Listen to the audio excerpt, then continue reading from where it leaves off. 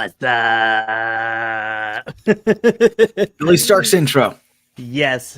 Hello, all you BC WrestlePod nerds out there. I don't know why I'm talking in a Cockney accent, but I am because it is late and we're all a little bit mad here in the BC WrestlePod land. But hello, all of you, my lovely folks who decided to be night owls and stay up with us. And welcome to a live rendition of rendition. Yes, of the Collision Collective and the Cleanup Crew review. This is the third or fourth week in a row I've lost count of another 3-hour block of AEW programming. And this week it happened to be Collision and Rampage. Spoiler alert, Collision and Rampage will also be another 3-hour block next week. But we will not be there to review it. More on that at the end of this review. But I am one of the hosts for both Collision Collective and the Cleanup Crew. Mikey, also known as El Jefe around these parts. I am the man with half a plan and a face that kind of runs the place. And joining me, as always, is my hermano in arms, my brother, my AEW Rampage and Collision husbando, stealing him from Alice for a little bit. But Adolfo, also known as El Buntador the second. My friend, thank you so much for staying up late. Of course. It's like 1 o'clock. Of course. It's 1 o'clock for you in the morning right now. Yeah, it's cool. This is our shtick now. This is the After Dark podcast. I got the lighting. Right. We're ready to go. Right? It's about to get sexy up in here. And by sexy, I mean talking about wrestling. Yep. I mean, we did have Dalton Castle. Yes, the vapors is fantastic. I will say, before we break down Collision and Rampage, bit by bit, I have to say, the last couple of weeks I've been kind of wanting more from Collision and Rampage because it seems that we kind of just been coasting a little bit. And dare I say it, Adolfo, I think this 3-hour block actually kind of got back to why I love Collision and Rampage to begin with. Yeah, it felt like after the last pay-per-view, Collision more than Rampage. I mean, Rampage has always kind of been loosey-goosey, dare we say, even though, it has had storylines. It's still rather loosey-goosey, but it both the shows have just been seeming like they've been spinning their wheels in the mud. As it were, since the last pay-per-view. But this week, it felt like they kind of like took the sledgehammer and jammed everything back on course, because it felt like about 95% of the matches and the promos all had a meaning and all had some sort of weight to them. So it was good. I was definitely liked it. Definitely liked it. Absolutely. And we are going to dive right in. We're just going to go head straight first in, and let's just do this. So we're going to start with Collision because that's what we got first this evening. Yep. We got the 2-hour block of Collision, then our 1-hour block of Rampage shortly after. And Collision opens up with a really fun tag team match where we see Blackpool Combat Club, which is being represented by Bryan Danielson and Claudio Castagnoli, taking on Top Flight of Darius and Dante Martin. What a fun match. Holy crap. It was really, even the Bryan Danielson technical stuff when he comes in and he does like, the hand grabs and all that. Even that was just seemed different and more lively. Shout out to the Vancouver, Canada crowd. Yet again, another international crowd that just was phenomenal. And I feel like the wrestlers, the performers felt it, so it was definitely that the crowd was giving them energy and then they were giving that back. And then, so you had that symbiotic thing, but the match was really good. Top Flight, really standing up to the Blackpool Combat Club. The Blackpool Combat Club was more, with Bryan Danielson and Claudio Castagnoli, they were more technical than brute force that you'll see like when Mox is there or when Wheeler is there. But they, they were a little bit more technical, but Top Flight really impressed because they rose to the occasion and matched that technicality. And it was a very lively, very energetic, very fun first match of the night. Told a great story. It was good. It was good. We did get Blackpool Combat Club did come in with the win. And then Bryan Danielson took the mic afterwards and had some words, which we saw something very interesting though, because as Bryan Danielson said words, Claudio just like beat feet. Well, and we're going to talk about Claudio a little bit because I found his promo at the start of Rampage very interesting when he gave it. I will say Dante had my move of this entire match, that giant frog splash from the top of how much height he got onto Claudio for a near 2 fall, like a 2 count. Like, that was baller. But I also like Danielson's promo because we do have to build up, because on Dynamite, as we learned, him and the King of the Bums himself, Eddie Kingston, who were once rivals a couple pay-per-views ago, are now teaming up with FTR to defend AEW's honor against the Elite in this Anarchy in the Arena match. Anarchy in the Arena, at Double or Nothing, so that should be fun. And then from Fightful and some other news outlets, we learned that Danielson's AEW contract is up just a little bit before All In at the Wembley show. And Danielson says that he will stay on, and he would actually love to kind of wrap up whatever he's got going on. And he actually would like his final pay-per-view match for AEW and for his career to be in Washington at Wrestle Dream in October this year. Oh, that clam digger. It hasn't dawned on me yet that I forget that Danielson did say he's going to retire by the end of this year. So we've had Sting retire this year, and now we're going to have Danielson retire. It's crazy right now. Yeah, and even Claudio said words to that effect, that this is Danielson's last year. So I think that he's making the most out of his time though.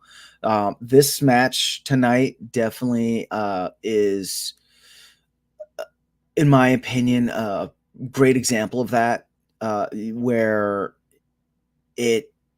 he wrestled against younger upcoming stars and put them over, but at the same time didn't looked like he knew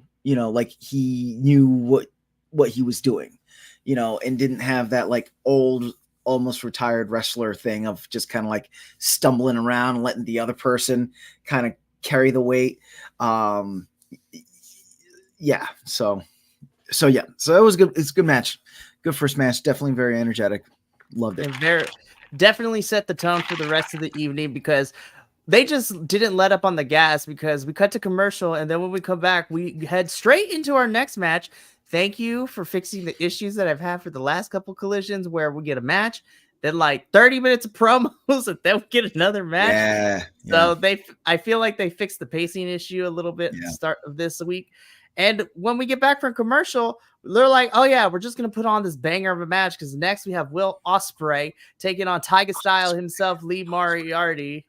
Oh my God. I wasn't ready for this, Adolfo. I wasn't ready for how great this was.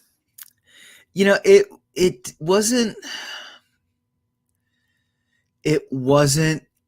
another Will Ospreay epic wrestling match, but that's fine. He doesn't have to go out each time he enters the ring, an AEW ring. He does not need to put on a 5-star banger. You know what I mean? Because this match is a perfect example of that. It was super entertaining. It was well put together. It was told a great story. We had great spots, not only from Will Ospreay, but from Lee Moriarty. Excuse me, but also from Lee Moriarty.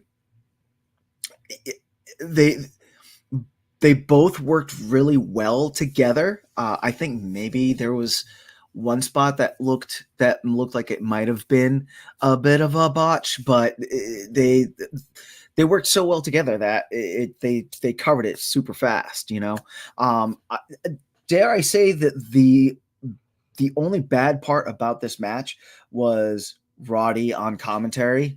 I was gonna say that's my only critique I have with this whole entire match is not necessarily having the Undisputed Kingdom out there, but Roddy on commentary. I'm like, Roddy, I love you. I love your in-ring work, but the mic skills are still not there. It's like you are fighting to have a character, my friend, and it is still not working. And it was really evident during the whole entire commentary. Yeah. He was just like, that's right, Will, coward. You try that with me and I will destroy you. I am Messiah, coward. Yeah, it was just I'm like, sir, what teleprompter are you reading from? Like, what is happening right now? Would you please just hand the mic over to Taven and Bennett and just let them talk for you? Seriously, just let, because they were out there. Let the Kingdom be the mouthpieces while Adam Cole is missing on television. I was just like, that was my biggest critique.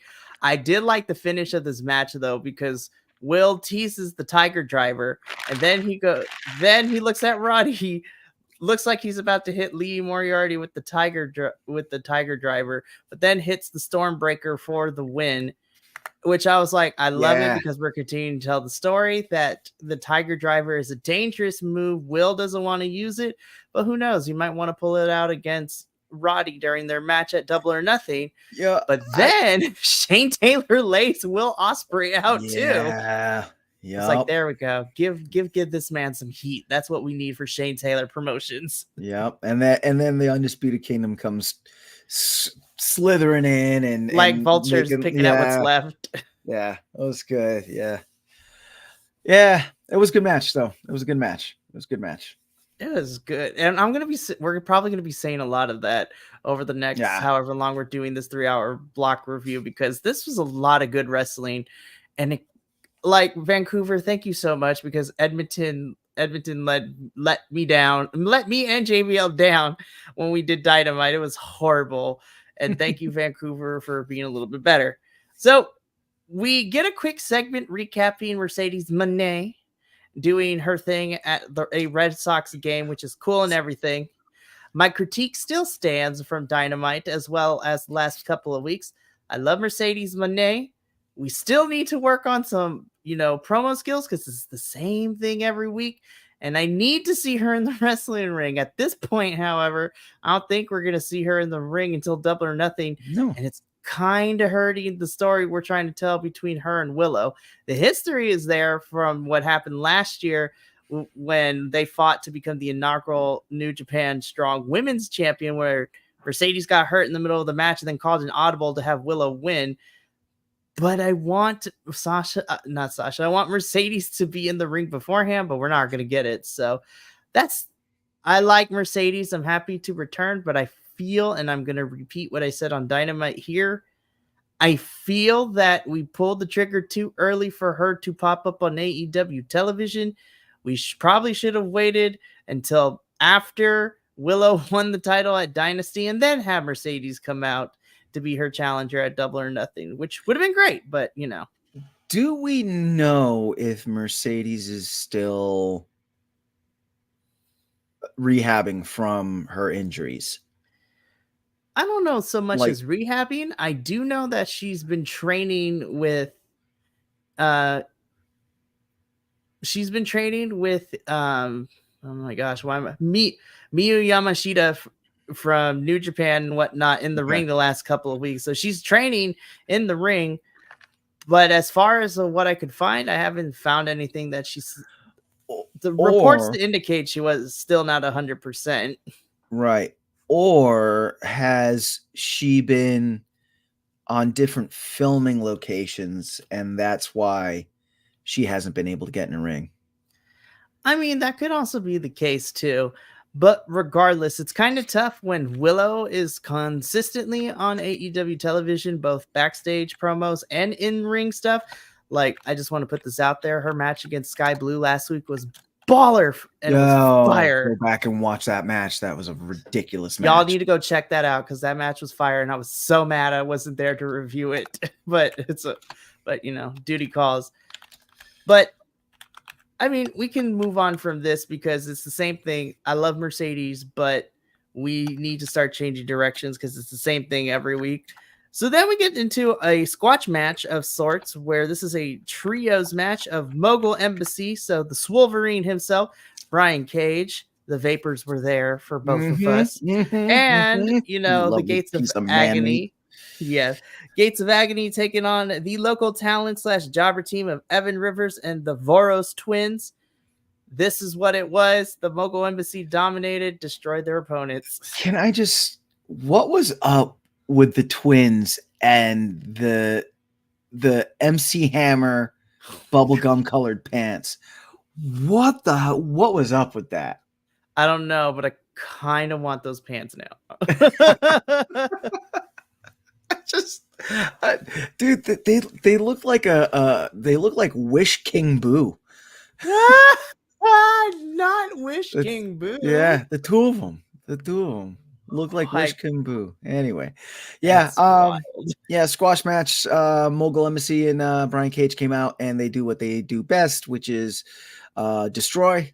To which then they got destroyed because then we had Swerve sneaky out. His music hits and Brian Cage gets all and he jumps out of the ring and Swerve sneaks up behind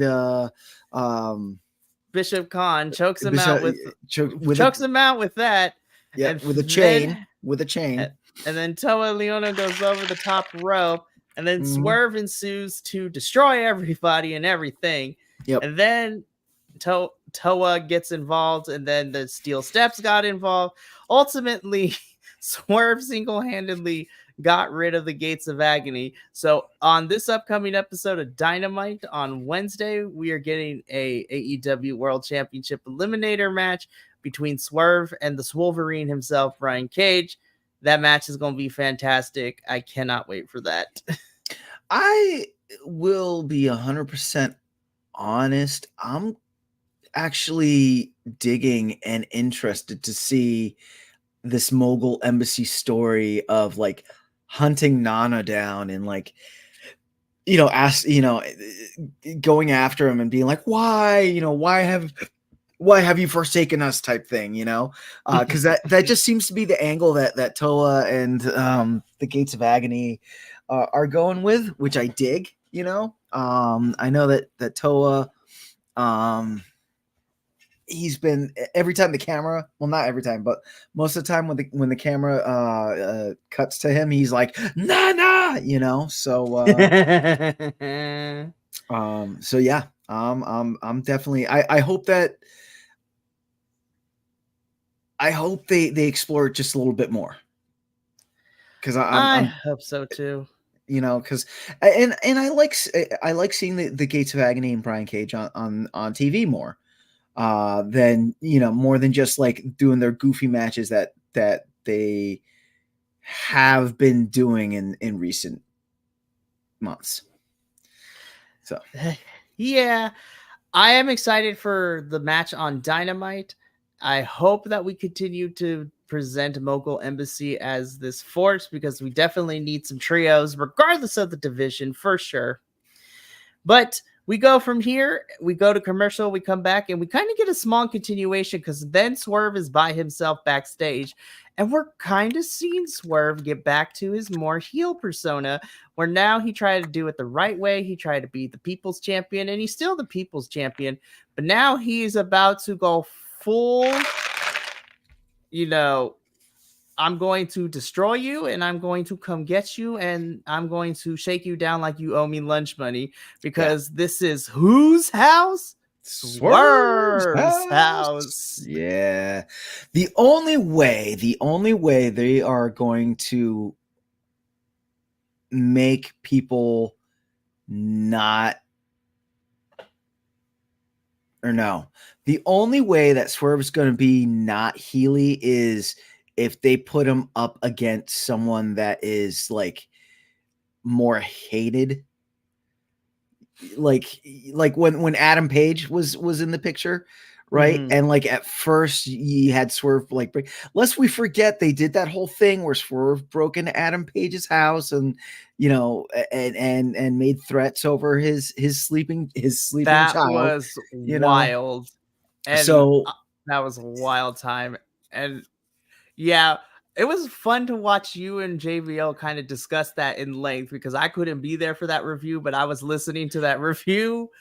but then the funny thing a funny thing happened on the way to the forum.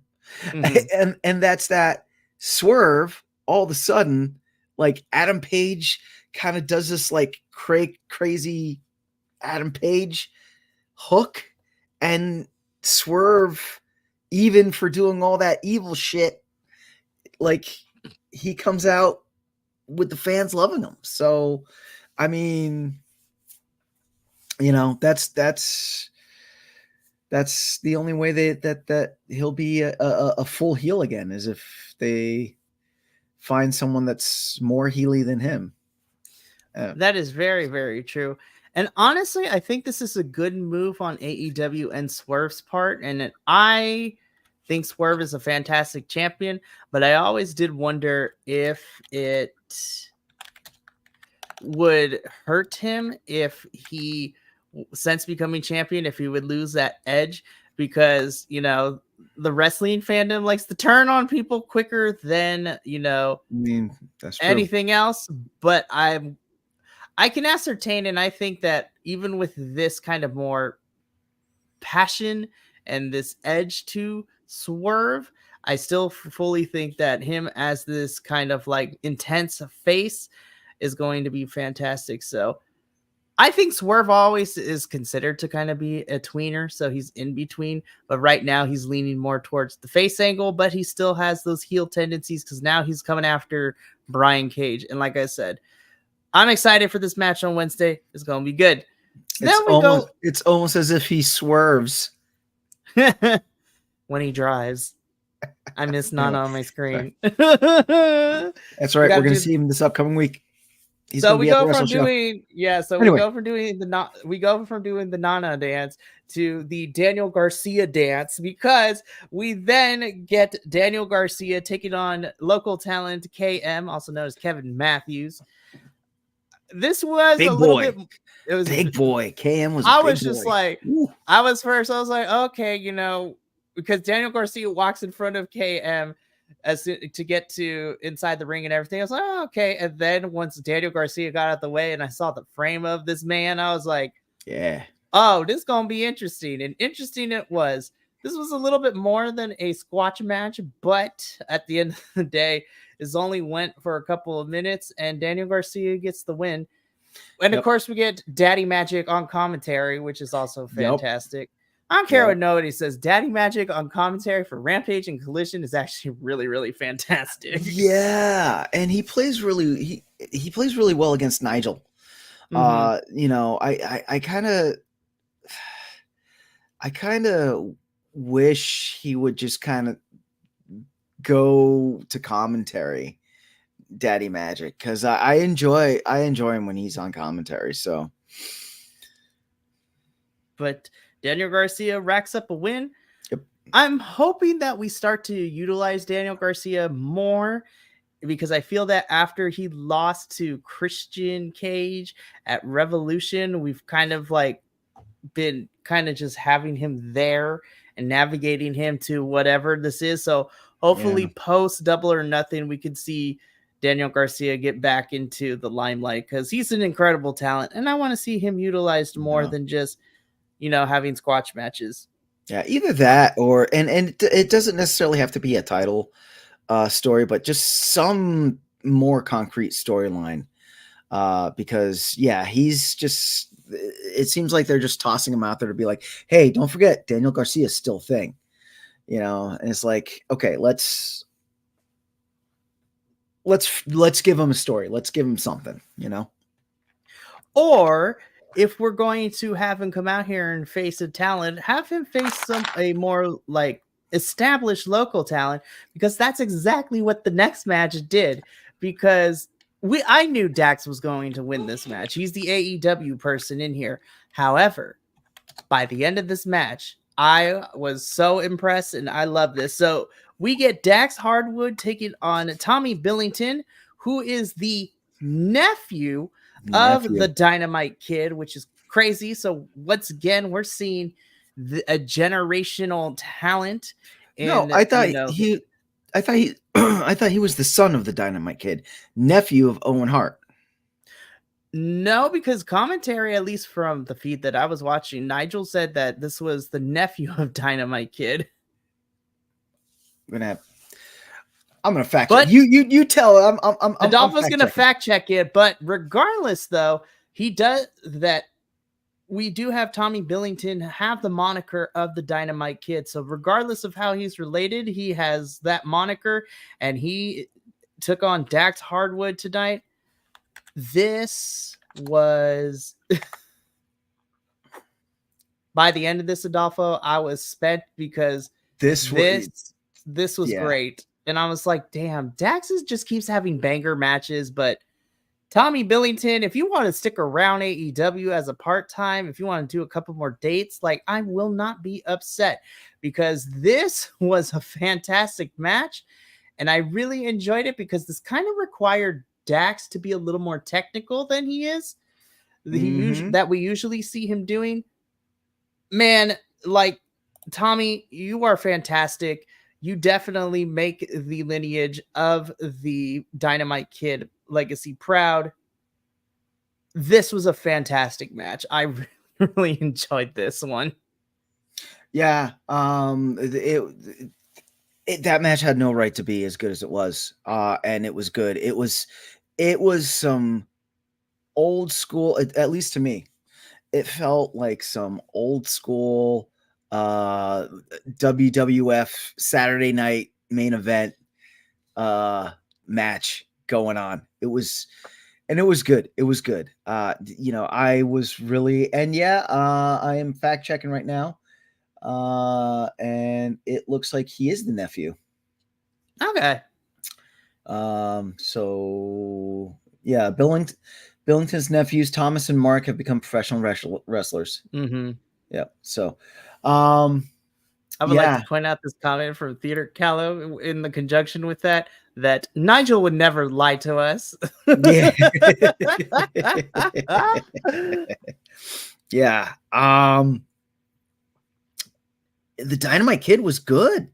He was really good. And, God damn, if watching him, I did not see Owen Hart.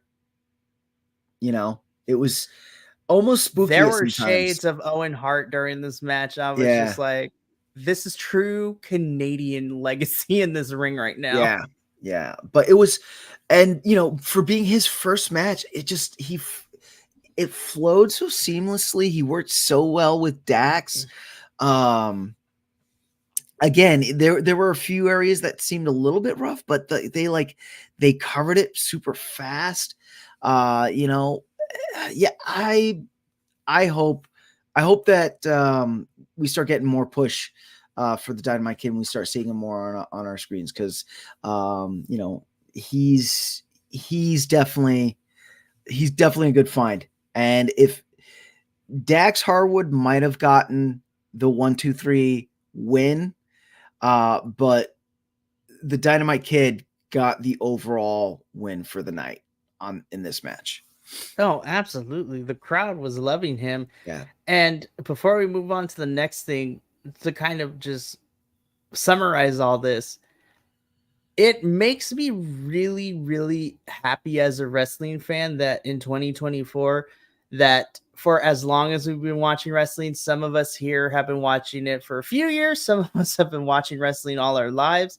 But in the year of 2024, it makes me really happy to see what I call the legacies kind of make their way into these promotions. So children or, young relatives of these legends, like you have Tommy Billington, nephew of the Dynamite Kid. You have, even though I want to see him more, Nick Wayne, whose dad on the independent scene was great. Over in other promotions like Zaya Brookside, her dad's a big UK wrestler too. You have Braun Breaker in WWE, who is a Steiner kid. You just have a bunch of these young kids who have legacies kind of make their way. And I'm super excited. Like, if this is what the next generation of the wrestling business is going to look like, I'm really excited to see where in the next 4 to 5 years where all these kids end up and what they do with their careers, because I think it's going to be fantastic. It's really, really cool. So we get a quick, like, kind of recap promo package. So this happened after Dynamite, where we're backstage with the Elite, and like no build up, no quick talking, and then the match, Okada just straight up is like, I'm gonna fight you next week, and then just leaves. And just leaves. So the promo that they cut, supposedly it happened immediately after Dynamite went off the air. So this is after they had their little Donnybrook with Danielson, Kingston, and Dax, FTR, and and FTR. But Okada's going to be facing Dax next week on Dynamite, and I was like, again, Dax just keeps having bangers. Like, this is going to be a great match. Right. And then I was reminded that Okada and Dax have never crossed paths before. I was like, really? All right, well, sign me up. This is going to be great. And then I love this little bit, because then the Bucks are getting angry. They yell at the head of HR, Mr. Christopher Daniels himself, in which Christopher Daniels gets in Matthews Jackson's face and pokes at him, which then leads into the promo he cuts, where on Dynamite, he and Matt Sydal are going to be facing the Bucks. And I'm just like, oh, here we go. All hell's going to break loose. Now HR's getting involved and fighting with the talent because of the power trip that the Elite is having. I am really enjoying this really weird power trip we're getting with the Elite, just especially the Bucks taking their EVP positions like super seriously. They're in control. They're messing with everybody they don't like. And I cannot wait to see where this leads, because this is fun. I think this is great, which then also leads into FTR answering back, especially Dax answering back to Okada, that he'll see him on Dynamite on Wednesday.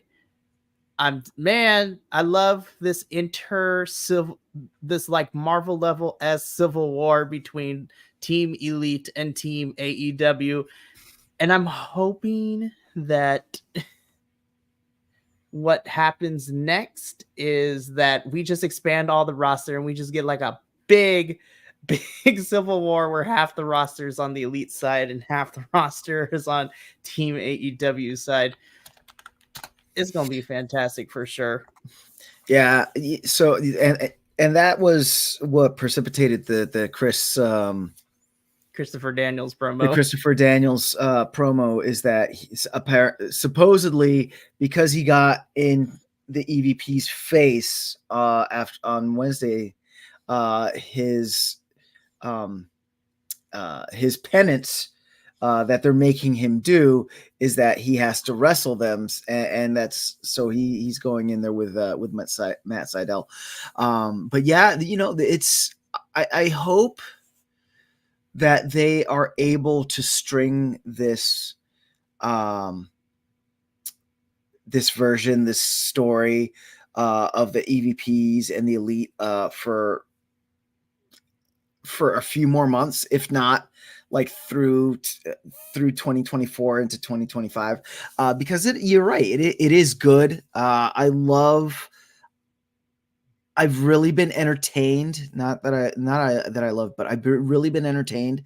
The last few AEW shows where the Young Bucks have been in the producers of the show, because Tony Khan can't be there because he's not cleared to fly, quote unquote.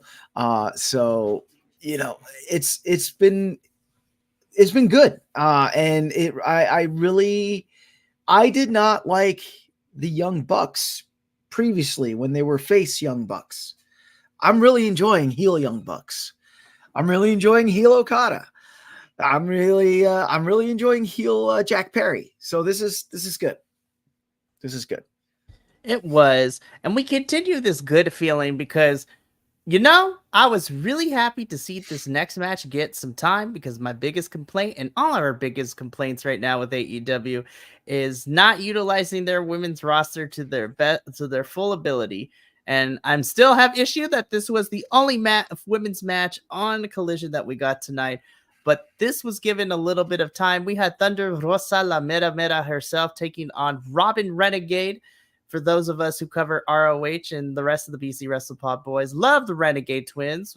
We still are looking for answers as to what happened with Charlotte, especially Jesse. So Renegade Twins, if you ever watch this video, make sure to mention Mr. Jesse because we're all worried about you, but he's worried about, you guys as well as the number one Renegade fan here on the BC WrestlePod. This was a really, really fun match. Yeah. I think and granted, Thunder has more years of experience under her belt than Robin does.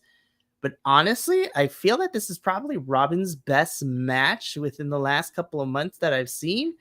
And she keeps improving every time she's on the screen, which goes to show you that Thunder is also really good of making her opponents also look really, really strong too. Because Robin got a lot more offense than I anticipated, and I'm kind of happy this didn't end up being a squash match between the two. Yeah, when I saw Thunder Rosa was going up against Robin Renegade, I was like, oh, here we go, another ROH cannon fodder coming down the pipe.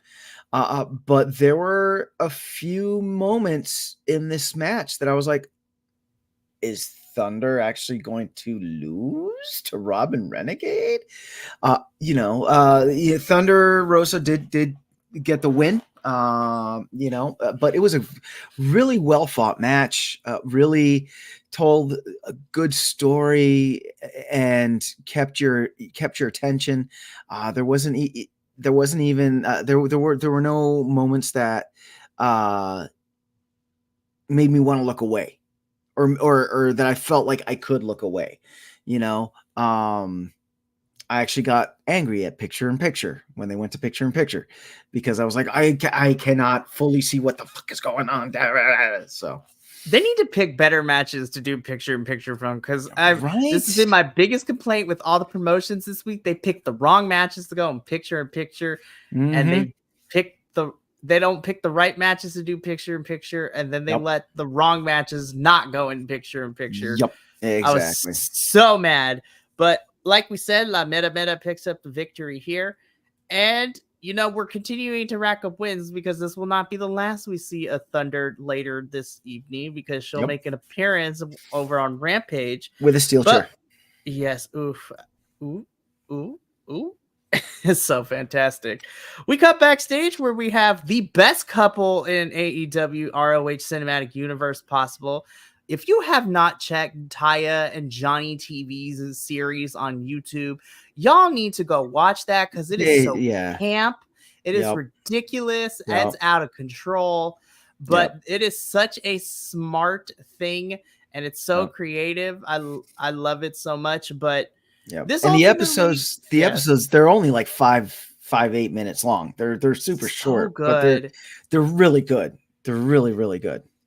I was like, I love seeing wrestlers being given creative control to put themselves over. And that's what this 10-part miniseries of skits and everything that happened with the Mr. and Mrs. TV, that's exactly what it did. But this backstage promo ultimately sets up that Johnny TV and Pac are going to have a match on Rampage. And that is a combination I did not know I wanted until we actually saw it. Yeah. Until we actually saw it. And then when that exited Johnny TV's lips that he was going to fight Pac, I'm like, oh, now you have me intrigued. Let's see how this match goes on Rampage. So then another interesting thing is we get a pre-tape video package of Hook, recapping everything that has gone down in the, Learning Tree, Chris Jericho, Black Void. I want to establish something for all our new watchers who are tuning into this live stream. I can only speak for myself, but I also, Adolfo and I have had multiple conversations about this. And in fact, our dislike and our annoyance with the Learning Tree Chris Jericho has stemmed all the way back in December. Like, it is ridiculous of how much we dislike the black hole that is Chris Jericho and all the people who get thrown into it. Yeah. But Hook is basically coming for Chris Jericho, and Chris Jericho better be ready because all hell's gonna break loose. But before we continue to talk about that, I see this comment from our homie here. Yes, I can't wait for the day they do Osprey versus Yep. Pac. I am going to need a towel. I'm going to need a cigarette afterwards because on paper, I will be melting. I will need a nap. I will need a 5-hour energy. Yeah. Like, I will need all sorts of crazy stuff because that match is going to be baller and it's going to be fantastic. Unlike what we're getting with the learning tree, because I hate this storyline. I want Chris Jericho to go away, but unfortunately, he's going to continue to be on my screen. So I'm kind of rooting for Hook to kick some major ass. Yeah, in whatever capacity it is. And hopefully Shibata will be a part of that ass kicking. Yes. Yep. And because it's 1:45 a.m. in the morning, I really don't want to spend any more time on that promo. So we can move on. We can move on because after we get our bumpers for Dynamite and some other stuff happening on Rampage 2, we get into this baller main event for the TNT Championship, Adam Copeland versus Kyle O'Reilly. I have stated last couple of weeks on Dynamite that Copeland's matches have not necessarily been my favorites the last couple of weeks because it's either he's going a little slow or he's missing some paces or there's just some miscues. This was a freaking war between Copeland and Kyle. This was probably my favorite match of the whole entire 3-hour block. I'm not even going front. All the matches I thought were stellar, but there was just something about how gritty this fight was. It wasn't even a wrestling match. This was a straight up fight. This was a slobber knocker, as JR says. Holy crap. By the end of this, I'm like, this was on television. This could have been on a pay-per-view. It could have been a pay-per-view match. Totally. Yeah. Kyle O'Reilly. I'm a fan. I've seen him, my first introduction was from Kyle O'Reilly. With Kyle O'Reilly was when he came back and he did that thing, and I was like, who's this guy and why is he hugging? Who's this square? Yeah, and why is he hugging? Who's this Roddy, nerd? Right. But since then, in the ring, I am just amazed. This match with Adam Copeland, it just seemed like every move Adam Copeland had, Kyle O'Reilly had a counter. And not only did he have a counter, but it was a visually fantastic and entertaining counter. I couldn't. It was good. It was really good. Man, I just, that was, I'm going to disagree with Mikey. I have liked Adam Copeland's matches, but this one totally could have been on a pay-per-view. Had a lot of energy. Again, I felt that the Vancouver crowd, they had that symbiotic relationship going, especially because Kyle was the hometown hero. So Theater Callum, really quickly. So the funny thing is I know how great Kyle is because I am only one of the 3 hosts that continues to watch NXT, but also watched it during the Black and Gold era. Adolfo has not, but he is catching up slowly because Adolfo is a man of the peoples and he is doing his research. In fact, he's one of the only boys who does his research around here. But yeah, Adolfo, if you get a chance, I am going to send you a list. You know what? No, when I see you in a couple of days, I'm going to compile a list in person of NXT matches for you to watch at Kyle because it was, those NXT matches are fantastic. I'll do it. But yeah, this was a great main event match. And I was very surprised that we did not have some sort of House of Black weirdness. guest appearance or something like that, Mhm. which I was kind of bummed out about, but at the same time, I was happy that it didn't happen. If that makes Though any sense whatsoever. Yeah, though, and we can actually talk about this. So Adam Copeland wins. This was a phenomenal match. Though I think the House of Black is slowly having an influence too on Copeland because he hugs it bleeds into Rampage Right, because because it was a 3-hour block, but it's a 3-hour block. It bleeds into Rampage, and so we get to see the aftermath in which Copeland hugs Kyle after the match, gives him kudos, raises his hand. But then Edge will not let go of Kyle, and it takes Kyle kind of yanking his arm away from Copeland. And I yeah. was just like, the House of Black is influencing Copeland. I'm telling you, after you get misted, you never stay the same again. Which we could throw this here because we don't have to wait till we get to it. Because of how crazy the war has been with Copeland and the House of Black, during this Rampage block, Copeland cuts his backstage promo, and we get what we've been wanting. Him and Malachi Black will be going up against each other for the TNT Championship at Double or Nothing. But Copeland raises the stakes because this championship match is going to be a barbed wire steel cage match. And I'm like, I don't know how that works, but I'm here for my violence. I'm very calm and I'm a very zen person, but it's those calm ones you got to look out for because I have a propensity for violence and I'm here for violent bloodiness if it's done right. I want to give kudos to Adam Copeland and his acting on the entertainment side of this after the match with the hug and holding on, and like he got this crazy look on his face. He started like bleeding from his mouth, and then he like snapped out of it, and he did this whole thing like where of slow realization of oh my god, what's going on with me as he walked up the ramp and out, and it was a great. He sold it really well. I thought it was great acting on his part. So then when he came back and he did that and he cut that promo, I'm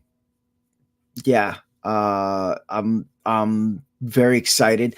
This is where the story has kind of been leading us to, is Cope versus Malachi Black. Although I don't think it's technically official because on Wednesday night, that's when Malachi is answering Copeland's challenge for the match. So, well, we're going to have to tune in on Dynamite because those two are going to have a face-off, and we'll see if Malachi agrees to Copeland's stipulation. And I'm super excited for it. This is going to be great. Which then kind of kicks off Rampage proper because we're backstage with the best backstage correspondent outside of Renee Paquette in Lexi Nair. Nair is back. I love Lexi. So she's backstage and she talks to Claudio Castagnoli. And we talked about this earlier when we were talking about the opener for Collision, because Claudio is not going anywhere near this Anarchy in the Arena match because he wants to respect Bryan Daniels' wishes. Bryan Danielson wants to do his own thing with the time he has left in his career, and he's not going to get involved because he's going to let Danielson handle business like he can. So that makes me wonder. I'm like, Claudio, do you get involved later in that match? Well, the thing Claudio was saying is that the last Anarchy in the Arena match that Bryan Danielson and Eddie Kingston were a part of was when Bryan Danielson got hurt and was told that he might not wrestle again. Mm-hmm. So Claudio, he, like you said, he wants to respect Bryan's wishes, but he does not agree with Bryan Danielson doing this match. Mm-hmm. But he's not going to either stand in his way or help him with what's going on. So I thought it was interesting. Of all the backstage promos I've seen Claudio do, I feel like this was the best one he did, because it felt very emotional. It felt very it felt real. It felt like some kayfabe was bleeding in, because he did make that statement that this is Brian's last year, and Brian is calling the shot for the matches that he wants to wrestle, and that's fine. But I don't want anything to do with this one because of what happened the last time he was in this type of match. So so I dug it. It was good. It was, which then leads us to our first match in this Rampage, where we have Trent Beretta taking on boys Dalton Castle, the Prince of the Peacock Power Prince himself. Man, I'm not gonna lie, Adolfo. As soon as I saw this on the Rampage match card, I got bummed. I was like, Trent's gonna win once again. Yeah. ROH talent's gonna get like the shaft. ROH cannon fodder coming down. Cannon fodder, but damn it, this match was really good. I really liked this. Yeah, I'm really happy that they let Dalton do his full entrance. I was really worried that Trent was going to do the thing where he was just going to jump in and start beating on Dalton.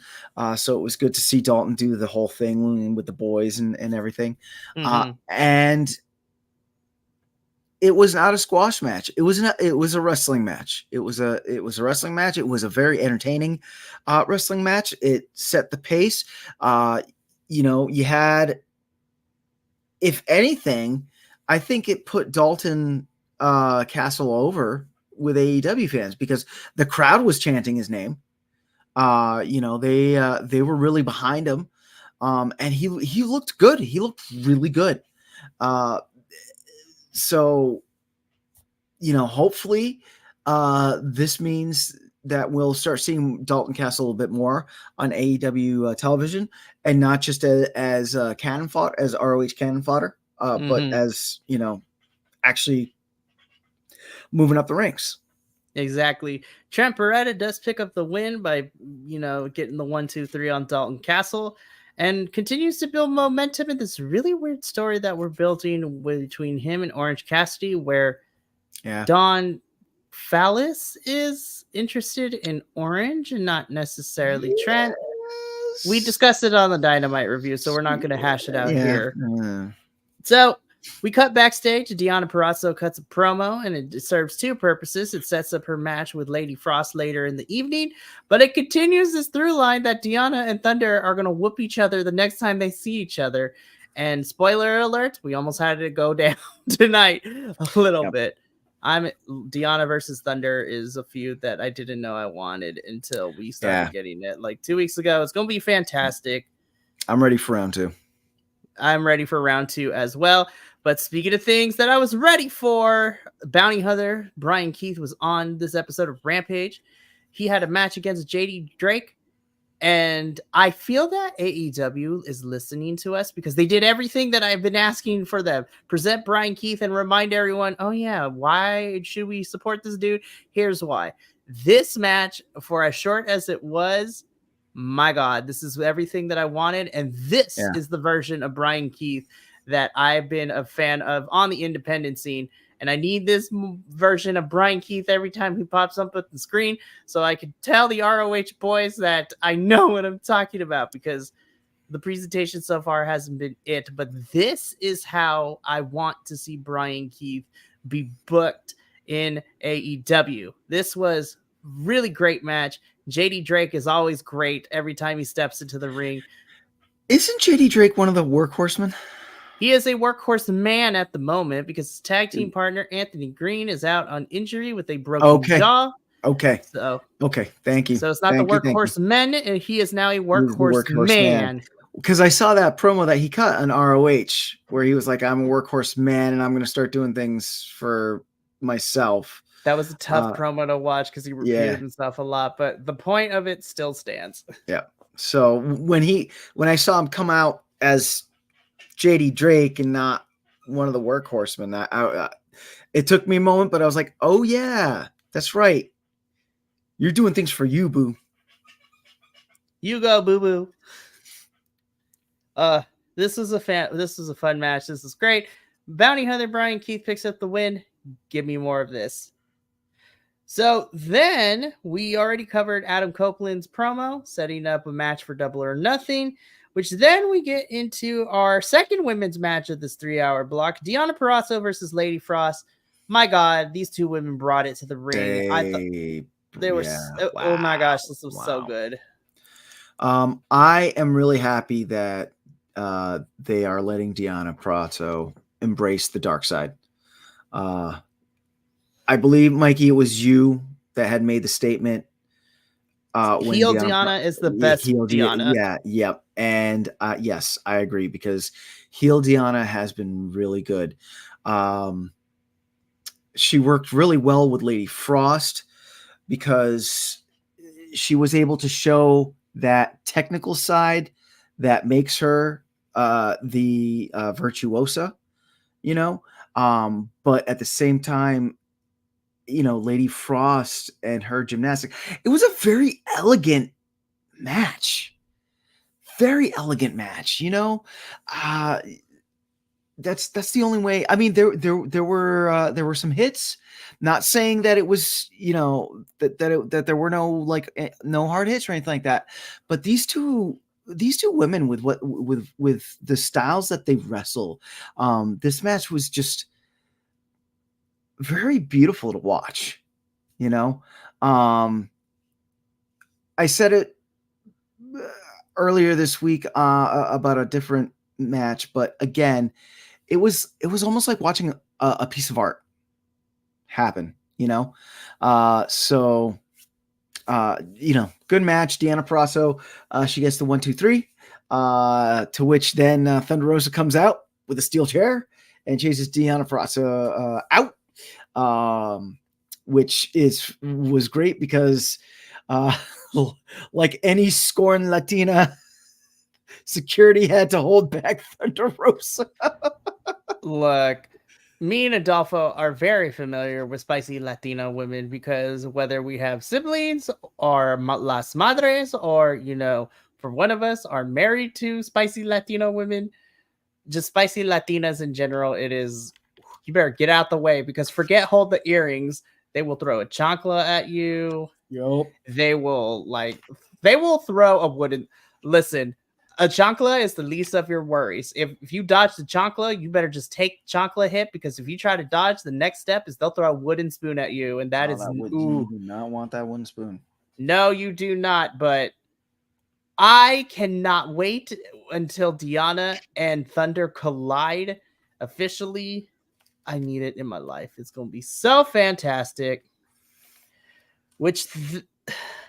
Okay. I'm just going to brush through this really quickly. We've got like a weird rap video for the Acclaim, kind of.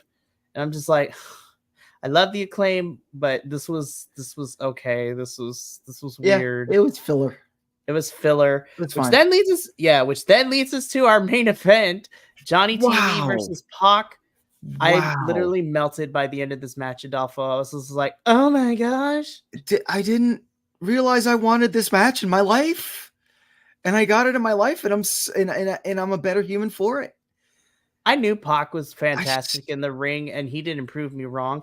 But Johnny TV, man, we got to stop sleeping on Johnny TV, because I'm like, oh yeah, Johnny, you are actually really good too. Yeah, and on ROH, at least the ROH matches that I've seen him wrestle, he's looked good, but they've been like squash matches or it's been more like leaning him into his character. Right, exactly. And this was more leaning towards his professional wrestling ability. Right. And this was like him actually having to wrestle. And it was, dare I say, this match could have been on a pay-per-view. Maybe 0 hour, right? But this match could have been on a pay-per-view. It was really entertaining. You know, Pac and Johnny TV and Taya worked really well together. I didn't think they were going to work that good together, and I was thoroughly entertained by this match. I know. There's not enough words in the English dictionary for me to describe of how amazing this match was. Pac does pick up the victory, and we end Rampage on the Titantron, where the Bang Bang Gang are continuing to mess with Pac a little bit. And Jay White tells Pac, if he keeps getting in the middle of his business, he's going to regret it. And then the Bang Bang Gang hold up the guns up for everyone as Rampage goes off the air this week. I am looking forward to Pac versus Jay White whenever we're going to get that, because that's coming. My body's not ready for that match. With what happened at the end of Rampage. That's where this is going. So let's start stoking that fire now. I'm ready for it. Oh, I'm super excited. But Adolfo, that does bring us to the end of another 3-hour block of AEW programming. Yep. So with Collision and Rampage being put together this week, let's go into our Empanada ratings. So for those of you who are unaware, here at the BC WrestlePod, when we rate our reviews for whether it be the TV shows or the pay-per-views, we use the Empanada scale. So I will go first. I'm actually going to give this a 3-hour block, and 8 out of 10 empanadas for me. Okay. I really enjoyed all the wrestling in this. And honestly, wasn't necessarily a bad match for me this week, even though there was a couple of squash matches, but everything kind of clicked for me. The pacing was great. The matches were great time. I give this a solid 8 out of 10. And also the prospect of what we're teasing for, not just Double or Nothing, but the next AEW pay-per-view that comes after this, as Theater Callum points out, that a bunch of stuff went down at the New Japan. So there's so much wrestling in one evening, because not only are we setting up for Double or Nothing, but we're also having AEW folks tonight over at the New Japan show, which is literally in my backyard, but I decided not to go because, reasons. But there's a lot of wrestling going on, and we're setting up for Forbidden Door. So the possibilities of what we're getting at Double or Nothing and Forbidden Door is going to be great. But I give this an 8 out of 10. Thought this was a fantastic. Yeah. I'm giving it a 9 out of 10. Empanadas. It was 3 hours that when it was over, I was like, what? That wasn't 3 hours. That was 3 hours. That was 3 hours. Collision came back to form of what we know and love. Yeah. Yeah. So it was good. It got me pumped up for the upcoming AEW stuff. There it is. Fantastic. So before me and Adolfo sign off for the evening, just to give this announcement really quickly, as this is the only live stream thing that is happening this week, but you can allegedly, so we don't know yet, but as of right now, the SmackDown review, it will be the last thing that will be released, and then starting next week, we will have a Monday Night Raw review and an NXT review. But then next week, the rest of the shows are going to be going dark. The reason why is that the East Coast Collective, which is Adolfo, JVL, and Jesse, along with myself, will all be at the New Jersey Wrestle Show. So convention, whatever you want to call it. We're going to have a table there for BC WrestlePod. It's going to be a fantastic time, which means that outside of Raw and NXT next week, all the other shows will be going dark. So no Dynamite, no TNA, no Ring of Honor review, no Collision, and no Rampage. And we got notified at the end of Rampage that Collision and Rampage were going to be another 3-hour block. So yep. Saturday night, there's a Warriors of Wrestling event show going on after the con, so that we're going to go to. And we're probably going to do a little tidbit from that. So, and you might see an ROH live with. We're going to figure Mike, something me, JVL, out. and Jesse here. Imagine them here next to me. We're gonna crowd Adolfo. We're gonna make him a sandwich. It'll be good. It'll be And good. figuratively and literally, we're going to turn him into a human sandwich. But It'll on be that good. lovely imagery, me and Adolfo are going to get up on out of here. So thank you for tuning in to this live edition of Collision and Rampage. And from myself, Adolfo, and the rest of the BC WrestlePod boys, remember, take care of yourself, love one another, stay biconic, but more importantly than anything, you always deserve to finish your story. We'll catch you on the flip side. But until then, ta-ta for now. Billy Starks outro. Bleh.